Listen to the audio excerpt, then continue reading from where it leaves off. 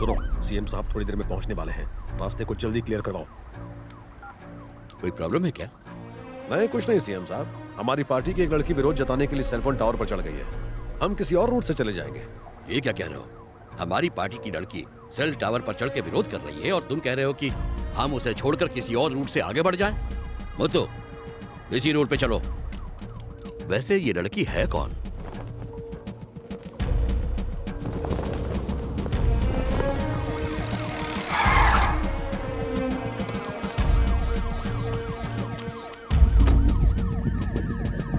भाई क्या लाओ? उस लड़की का नाम क्या है? रुद्रा। रुद्रा, नीचे आ जाओ, हम तुम्हारी मांगों पर विचार करेंगे। मैं पार्टी का लीडर हूँ, मैं तुमसे वादा करता हूँ कि तुम्हारे साथ न्याय होगा। फौरन नीचे आ जाओ।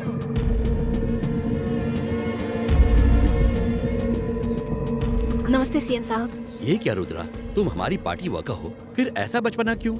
हमारे मिनिस्टर रंगाराव को पोस्ट से निकाल दिया गया है। दरअसल ये ऑपोजिशन की एक चाल है। हमें इस केस को सुलझाना होगा और ये साबित करना होगा कि हमारे मिनिस्टर को इस केस में फंसाया है। बेटा, वो जाहिल आदमी मिनिस्टर बनने के लायक बिल्कुल नहीं है। वो 10वीं क्लास में 10 बार फेल हो चुका है। सीएम साहब, मैं जानती हूँ कि रंगाराव अनपढ़ है।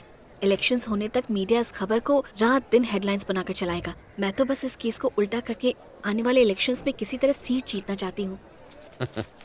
रुद्रा की मांग बहुत ही जायज मांग है। पार्टी रंगाराव का केस लड़ेगी और साबित करेगी कि वो बेगुनाह है, और फिर तब जाके सबको हम पर यकीन आएगा। सर एक और सवाल। Sir please. Thank you sir. CM sir, एक सवाल, क्या आप बताएंगे, क्या पार्टी रुद्रा जैसे समर्पित कार्यकर्ता को भविष्य में टिकट देने के बारे में सोच सकती है? इसका फैसला पार्टी मीटिंग में होगा और जब भी होगा आपको बता दिया जाएगा। पिछले 25 सालों से बाई इलेक्शन में हमारी पार्टी जीत नहीं पाई, लेकिन इस साल रूलिंग पार्टी की वजह से हमें एक मौका मिला है। इस बार हम जीत सकते हैं। रंगा की फर्जी मार्कशीट की खबर चलाकर मीडिया हमें आधा इलेक्शन तो ऐसे ही जिता देगी। बस हमें एक ऐसा उम्मीदवार चुनना है जो हमारी जीत को पक्की कर सके। तो कौन होगा वो उम्मीदवार? नेताजी, उम्मीदवार एक अनुभवी आदमी होना चाहिए, जैसे कि हमारे वीरा रेड्डी। इनका कैरेक्टर बहुत ही साफ है और ये 2 बार इलेक्शन भी जीत चुके हैं। पॉलिटिक्स में इनकी अच्छी खासी पकड़ है, जिसका हमें फायदा हो सकता है। नेताजी माफ करना, मुझे नहीं लगता वो सही उम्मीदवार है। हे कोड़ी, तू कुछ भी बोलेगा हम सुनते रहेंगे क्या? कोड़ी, तू तो बच्चा है, ज्यादा होशियारी मत कर। ज्यादा ही बड़ी-बड़ी बातें करने लगा है। मैंने कल महाकाल के मंदिर में 100 चक्कर काट के आपके लिए मन्नत मांगी थी। प्रसाद लीजिए लीडर जी। अरे लीडर तो अंदर बैठे हैं रुद्रा। पर मेरे लीडर तो आप ही हैं। कभी तुम टावर पे चढ़ जाती हो, कभी मंदिर के चक्कर लगाती हो और लीडर मुझे कहती हो। भाई वो प्रकाश माइक पर आपकी धज्जियां उड़ा रहा है। उसको बोल काट के रख दूंगा। हाँ भाई।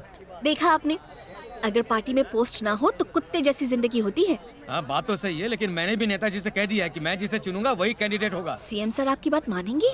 मानेंगे, झक मार के मानेंगे। उनके बेनामी संपत्ति का मालिक मेरा बाप ही तो है। तो आप पहले ही अपने मन का कैंडिडेट चुन लीजिए। अरे वो तो मैं चुन चुका हूँ। हर्षद राणे उसके लिए एकदम सही कैंडिडेट है। वो वही करेगा जो मैं उसे कहूँगा। भाई वो हर्षद राणे माइक पे कह रहा है कि आप एक नंबर के कमीने इंसान हो। देखा, मैंने इसे सर पे चढ़ाया तब ये मेरे ही कान में मुत रहा है। ए, विक्रम शिंदे अभी भी अंदर है क्या? हाँ भाई अभी भी अंदर है और आपके खिलाफ बकवास कर रहा है। एक मेरा राइट था, एक मेरा लेफ्ट था, अब लगता है दोनों ही कट गए। आपको इतनी टेंशन लेने की जरूरत नहीं है। आप बस आंखें बंद कीजिए और माँ दुर्गा आपको सही रास्ता दिखाएंगी। अरे मैं आंखें बंद करके क्या करूं? माँ दुर्गा तो सामने खड़ी है। भाई ये हर्षद और विक्रम को मैं नहीं छोड़ूंगा। हाँ पकड़ के रख, मैं आ रहा हूँ। नेताजी, फेल होकर भी स्टेट का एजुकेशन मिनिस्टर बनना कोई गुनाह नहीं है, बल्कि गुनाह यह है कि रंगाराव ने पैसे खिला के एमए की जाली डिग्री ली है। कानून किसी अनपढ़ आदमी को इलेक्शन लड़ने से रोकता नहीं है। वैसे भी ये कोई सॉफ्टवेयर कंपनी तो है नहीं कि सबकी डिग्री चेक की जाए। हमारे कई ऐसे लीडर्स थे जिन्होंने अंगूठा छाप होते हुए भी लोगों की सेवा की है, महान काम किए नेताजी। मैं खुद भी ज्यादा पढ़ा लिखा नहीं, लेकिन लोगों ने आपको वोट डाला ना नेताजी। कुछ दिन पहले एमजी रोड पे एक्सीडेंट हुआ था, लेकिन धनराज भाई ने एम्बुलेंस के आने का वेट नहीं किया। उसने जख्मी लोगों को अपने ट्रैक्टर में डाला और हॉस्पिटल लेके चला गया। वो अनपढ़ है, लेकिन लोगों की सेवा करने से पीछे नहीं हटते। मेरी राय में तो इनको ही टिकट मिलना चाहिए। खड़े हो ना। नमस्ते नेताजी। पार्टी में सैकड़ों लोग हैं, लेकिन पार्टी की इज्जत ऐसे लोगों से ही बनी हुई है नेताजी। और मेरे पे विश्वास ना हो तो वीरा भाई से पूछ लो। क्या वीरा भाई, सही है ना? सही कहा। ठीक है नेताजी, धनराज को खड़ा होने दो। है ना? सही कहा ना?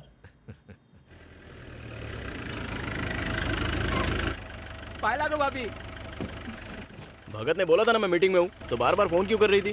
तुम्हें खुद ही समझ जाना चाहिए ना कि मुझे कोई जरूरी काम होगा। मैंने तुम्हें 13 फोन किए, तुम्हें भी समझना चाहिए ना कि कोई जरूरी काम होगा। अरे 56 छुरी भड़कती गाय को है। एमएलए कैंडिडेट का सिलेक्शन चल रहा था। अपन ने जो बोला वही कैंडिडेट सिलेक्ट हो गया है। अरे जब अपन बोलना शुरू किया ना तो नेताजी ने भी अपनी बातों का समर्थन किया, पता है। चल बोल, यहाँ कहीं को बुलाया, बोलना। तुम्हारी जितनी जरूरी बात नहीं है, पर आने वाले इलेक्शन में पार्टी मुझे टिकट दे रही है।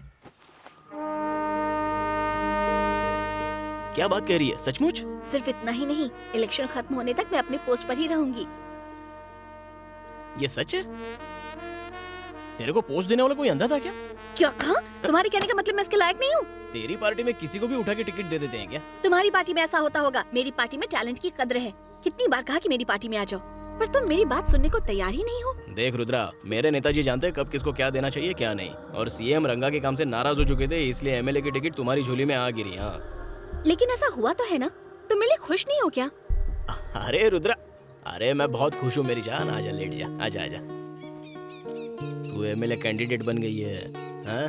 साथ में जिला सचिव भी है। तुझे तो मेरे से भी बड़ी पोस्ट मिल गई है। अब जरा मेरी भी तो फिक्र कर। हाँ? मुझे तुम्हारी बहुत फिक्र है। अच्छा। इलेक्शंस के बाद मुझसे शादी कर लेना, फिर तुम्हारी चांदी। अरे यार कर दी ना बोरिंग वाली बात। अरे वो सब तो होता रहेगा, फिलहाल तो मस्ती कर लेते हैं।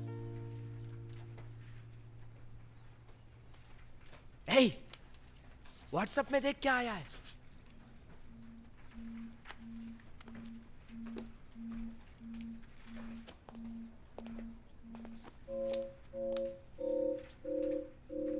इस बात को तो मैं भी मानता हूँ कि स्टूडेंट्स को पॉलिटिक्स में इंटरेस्ट लेना चाहिए, लेकिन लेक्चर के दौरान नहीं।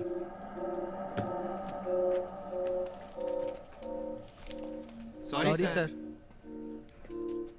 थोड़ा इंटरेस्ट यहाँ पे भी ले लो।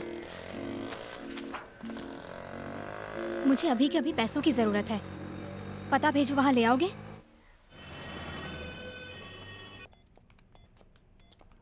पैसे मैंने इस बच्ची के लिए मंगवाए हैं। इसका नाम है रेवती।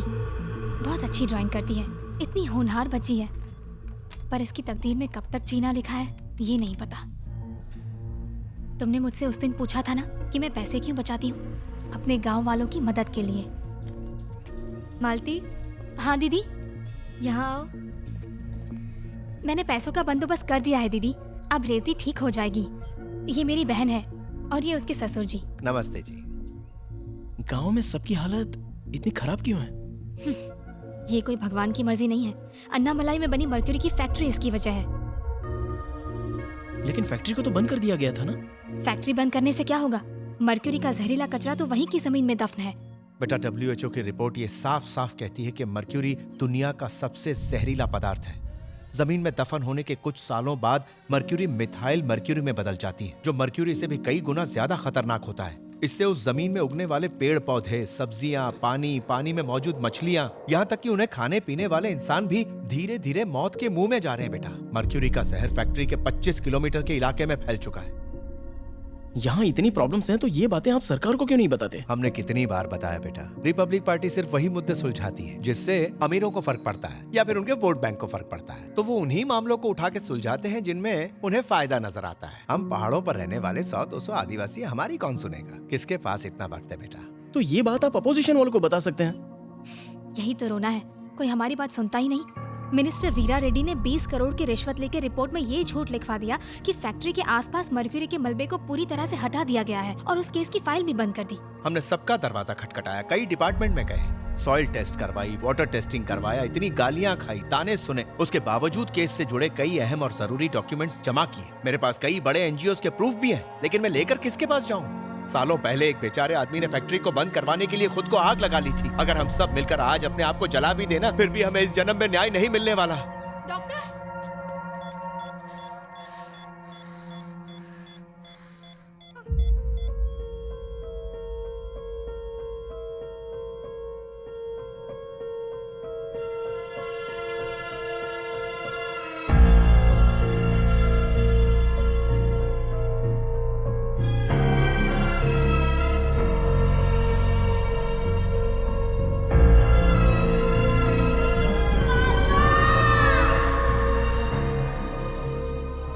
माना फैक्ट्री बंद हो चुकी है, लेकिन फैक्ट्री का कचरा साफ नहीं किया गया। लेकिन एक्स मिनिस्टर वीरा रेड्डी ने फाइल पर साइन करके ये कहा कि फैक्ट्री के आसपास का पूरा इलाका साफ हो चुका है। आरटीआई फाइल करने के बाद मुझे जो पेपर्स मिले उससे ये पता चला कि फैक्ट्री में सफाई का काम अभी तक शुरू ही नहीं हुआ। ये देखिए।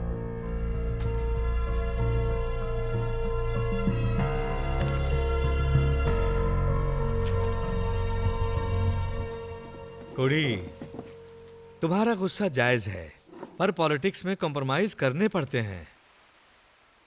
पर पार्टी के लिए फंड भी जरूरी है। 20 करोड़ की रिश्वत इसने सिर्फ अपने लिए नहीं ली थी। ये गलत है नेताजी। देखो, मीडिया की रिपोर्ट के मुताबिक हम इलेक्शन जीत रहे हैं। जीतने के बाद हम कचरा साफ कर देंगे, लोगों की सारी तकलीफें दूर कर देंगे, जमीन की खुदाई करके मर्क्यूरी को साफ करवा देंगे, और ये सारा काम पार्टी के फंड से होगा। इसीलिए ये बात दबी रहनी चाहिए। इससे कहिए फाइल यहाँ छोड़कर जाए। कोड़ी, फाइल यहाँ रखो। तुम्हें मुझ पे भरोसा नहीं है? नेताजी, आपको मुझ पे भरोसा नहीं है? ये फाइल मुझे ही रखने दो, सेफ रहेगी। जीजा जी, देखा वो लड़का आपसे कैसे बात कर रहा था? उसने बात लीक कर दी तो? उसका नाम मैंने रखा है, वो मेरा नाम खराब नहीं करेगा। इतने सारे बच्चे खतरे में हैं, इसमें उन बेचारे मासूमों की क्या गलती है? बलि का बकरा बनाया जा रहा है उन बच्चों को, ताकि उनकी लाशों पर हम नोट सीख सकें। नेताजी से भी ऊंची आवाज में बात की। अच्छा होता कि तुम सारे प्रूफ लाकर सीधा मुझे दे देते। मैं अपनी पार्टी से मुद्दा उठवाती और ये खबर आग की तरफ फैलती। काहे के लिए? तुम इलेक्शन में जीत जाओ इसलिए? कोई जरूरत नहीं है, मैं संभाल लूंगा। सपने देखते रहो। अपने पद का गलत इस्तेमाल करते हुए एक्स मिनिस्टर वीरा रेड्डी ने 20 करोड़ की रिश्वत लेकर अन्नामलाई मर्क्यूरी फैक्ट्री वाली फाइल पर साइन किया, जिसमें लिखा था कि इलाके को साफ कर दिया गया है, जबकि ऐसा कुछ भी नहीं हुआ। लोगों से खिलवाड़ करने वाले दरिंदों को शर्म आनी चाहिए। बहुत जल्द मैं मीडिया के सामने सारे प्रूफ लेकर आऊंगी। उस वक्त तक लड़ूंगी जब तक मासूमों को न्याय नहीं मिलता। आपने तो कहा था कि बात बाहर नहीं आएगी। उसने आपकी क्या, पार्टी की भी धज्जियां उड़ा के रख दी। रुद्रा के साथ हाथ मिला लिया है उसने। ओह नो, पार्टी की गाड़ी। बताओ, मुझे यहाँ पर क्यों बुलाया है? देखो, हमारा लव हम दोनों का पर्सनल मैटर है, और तुम भी तो मेरी पार्टी की धज्जियां उड़ाते रहते हो। तो मैंने कर दिया तो क्या गलत हुआ? ये सारी बातें मेरे और नेताजी के बीच की थी। मैंने तेरे पे भरोसा करके ये बात तेरे को बताई थी। इस बात को दिल पर मत लगाओ। जो हुआ वो अच्छा ही हुआ। इसी बहाने अब तुम्हारा मिनिस्टर कोई काम भी करेगा। हम दोनों ही लोगों की भलाई सोचते हैं ना। तूने ये लोगों की भलाई के लिए नहीं किया है, तूने ये अपने फायदे के लिए किया है। हाँ तो इसमें गलत क्या है? अरे ये राजनीति है। अगर अपने बारे में नहीं सोचूंगी ना तो कुछ भी नहीं कर पाऊंगी। मुझे विधानसभा से संसद तक जाना है, और अगर तुम कोई एमएलए वगैरह भी होते ना तब भी मैं तुम्हारे खिलाफ लड़ती।